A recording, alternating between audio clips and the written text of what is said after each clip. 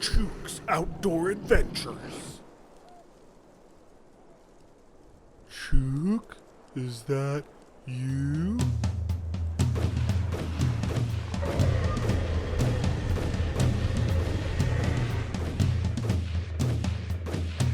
No! F***ing Chook! Greetings all. I know what you're thinking. Who's this creepy Mr. Rogers version of Grand Thumb? But no, it's me, it's Chook, and I'm featuring this new M1 Garand tanker in 308 Winchester. Super excited about that. Of course, it's going to be my new hunting gun. I say that every 6 months, but the idea behind the tanker is sometimes confused. So people think that they were made for tank crews in World War II. That was not the case. They were requested by a general that was in charge of some paratroopers. Very end of the war, they put together some Franken guns in the Pacific Ocean that they were going to possibly use in Japan for paratroopers, and they had these horrible welded receivers, and there was 150 of them made, and they didn't work out too well. Later on, people started reproducing them, and there was different ones made, but this is done by Fulton Armory. I'm a big fan of theirs. And it's in 308. So the Navy did do some Garands in 308 later on, but so this is a refurbished M1 Garand, you could say. It's been updated and it's got some newer parts. The barrel, I specifically like that kind of modern looking pronged flash hider, something you would see on like an M1A. Very excited about that. It's an 18-inch barrel.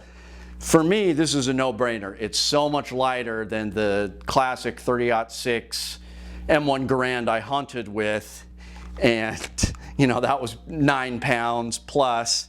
This is 7 pounds. This is a classic hunting rifle. Let's talk about the elephant in the room. I did bubba this out a little bit with the Hopco USA mount there. Now, the old Chook was a hardcore bubba. When I first got into guns 10 years ago, I thought that a Mosin and an Archangel stock with some Punisher skulls burnt into it was the ultimate you could get. I wanted a SOCOM, whatever that M1A Scout SOCOM. I wanted one of those really bad.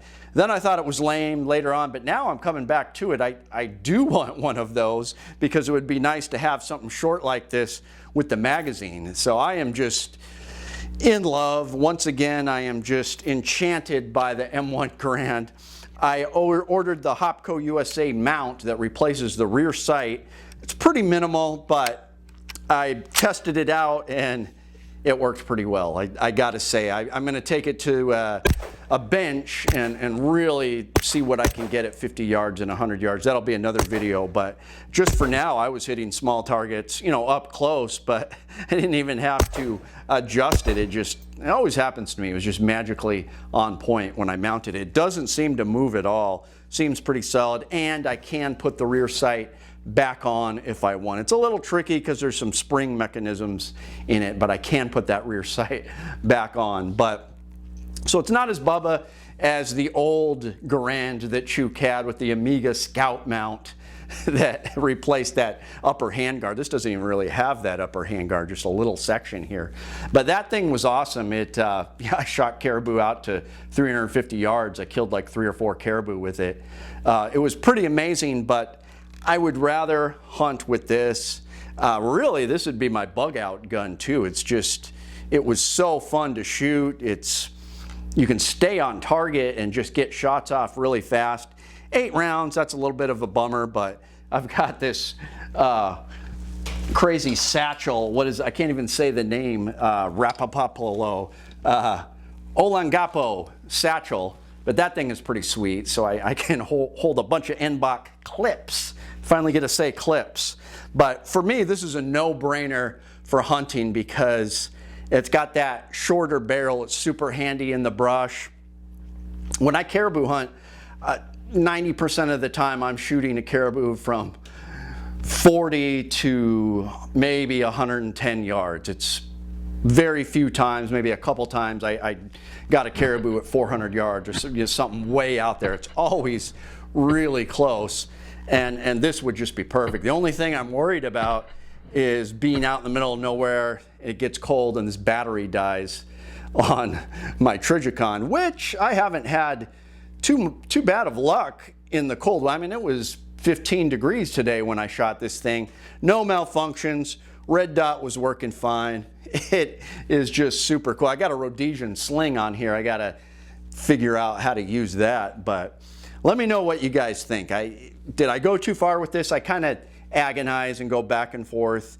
With hunting caribou that close, I might as well have the rear sight on there because it's going to be close anyways, and these are very accurate rifles even with the rear sight on, but I just feel I can dial it in a little closer with a red dot.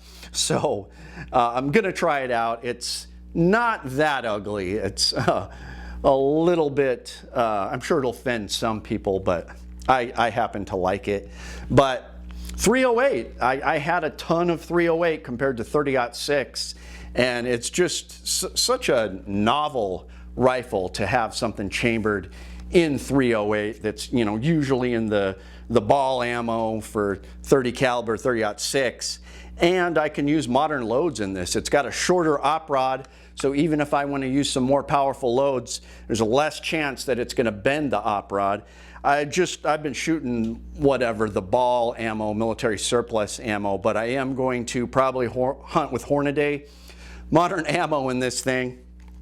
So we're talking next year. I definitely want to hunt caribou, black bear, Sitka black-tailed deer with this thing. It's just so fun, so handy, so accurate. It's hard to go wrong with a Garand. It's just so much fun. But let me know what you guys think. I love the 308 caliber. I think it's great. You can get a grizzly bear with a 308. It's just amazing, and I'm going to go for it. So let me know what you guys think, yay or nay. It's a tanker reproduction in 308 Winchester, 7.62 NATO with a Trijicon. So big shout out to Hopco USA and Fulton Armory. Amazing, amazing setup I have here. So let me know what you guys think. It's Chook, your friend in the field. My name is Chook. I like to trade my guns just for fun, but now I have none. Oh, look, get shot by a bear, but I don't care. I got a 10mm. Chook's Outdoor Adventures. Watch you all die every time.